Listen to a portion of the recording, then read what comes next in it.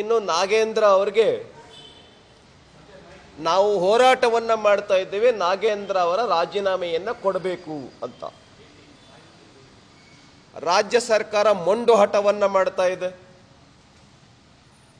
ಭ್ರಷ್ಟಾಚಾರಗಳಿಗೆ promotion ಅನ್ನ ಮಾಡ್ತಾ ಇದೆ ಈ ಸರ್ಕಾರ. ಅಂದ್ರೆ ಪ್ರಮೋಷನ್ ಹೇಗೆ ಮಾಡಿದೆ ಅಂತ ಹೇಳಿದ್ರೆ, ಅವರಿಗೆ ಯೋಜನೆ ಮತ್ತು ಸಾಂಖ್ಯಿಕ ಇಲಾಖೆ ಅವ್ರ ಕೈನಲ್ಲಿತ್ತು. ಈಗ ಕಲ್ಯಾಣ ಕರ್ನಾಟಕದ ಅಭಿವೃದ್ಧಿಯ ಇಲಾಖೆನೂ ಕೂಡ ಅವರಿಗೆ ಕೊಟ್ಟಿದ್ದಾರೆ. ಅಂದರೆ ಈ ಸರ್ಕಾರ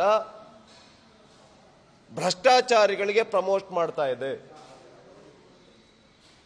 ಈ ಸರ್ಕಾರಕ್ಕೆ ನಾಚಿಕೆ ಆಗಬೇಕು.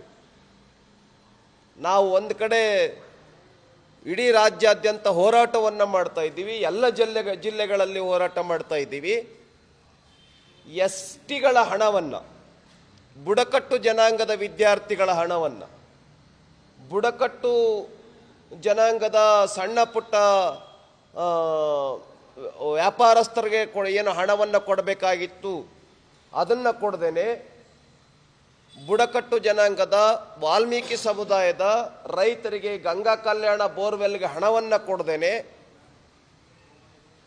ಗಂಗಾ ಕಲ್ಯಾಣ ಬೋರ್ವೆಲ್ಗೆ ಹಣ ಕೊಡುವ ಮೂಲಕ ರೈತರಿಗೆ ಸಹಾಯ ಮಾಡ್ದೇನೆ, ಸಣ್ಣ ಪುಟ್ಟ ವ್ಯಾಪಾರಕ್ಕೆ ಸಾಲ ಮತ್ತು ಸಹಾಯಧನವನ್ನು ನೀಡದೇನೆ ಅಕ್ರಮವಾಗಿ ಚುನಾವಣೆಗೆ ಹಣವನ್ನು ಬಳಸಲಾಯಿತು. 187 ಕೋಟಿ ಹಣನ ತೆಲಂಗಾಣಕ್ಕೆ ಕಳಿಸಲಾಯಿತು.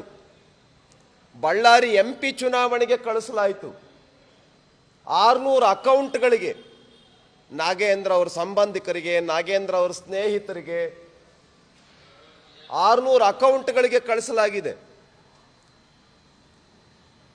ಹಾಗಾಗಿ ಇಷ್ಟೆಲ್ಲ ತನಿಖೆಯಿಂದ ಹೊರಗಡೆ ಬಂದಾಗ್ಯೂ ಕೂಡ ಮೊದಲನೇ ಏನು the core of the house Siddaramaiah ಅವರು ಮುಖ್ಯಮಂತ್ರಿಗಳಿದ್ದಂಥ ಸಂದರ್ಭದಲ್ಲಿ ಸ್ವತಃ ಸಿದ್ದರಾಮಯ್ಯವರೇ ಒಪ್ಕೊಂಡಿದ್ದಾರೆ 187 ಕೋಟಿ ಅಲ್ಲ 87 ಕೋಟಿ ಕರಪ್ಷನ್ ಆಗಿರೋದು ಅಂತ ಹೌಸ್ನಲ್ಲಿ ಒಪ್ಕೊಂಡಿದ್ದಾರೆ. ಅವಾಗ ರಾಜೀನಾಮೆ ತೆಗೆದುಕೊಂಡ್ರಿ, ಮತ್ತು ಈಗ ಯಾಕೆ ಮತ್ತೆ ಮಂತ್ರಿ ಮಾಡಿದ್ರಿ ಅವ್ರನ್ನ? ಕೋರ್ಟ್ ಏನು ಕ್ಲೀನ್ ಚೀಟ್ ಕೊಟ್ಟಿದೆಯಾ? ನಿಮಗೆ ಯಾವಾಗ ಬೇಕು ಅವಾಗ ನೀವು ಕ್ಲೀನ್ ಚೀಟ್ ಕೊಟ್ಕೋಬಹುದು. ಕೋರ್ಟ್ ಕ್ಲೀನ್ ಚೀಟ್ ಕೊಟ್ಟಿದೆಯಾ? ಅವ್ರ ಮೇಲೆ ಯಾವುದೇ ಭ್ರಷ್ಟಾಚಾರ ಇಲ್ಲ ಅಂತ ಕೋರ್ಟ್ ಹೇಳಿದೆಯಾ?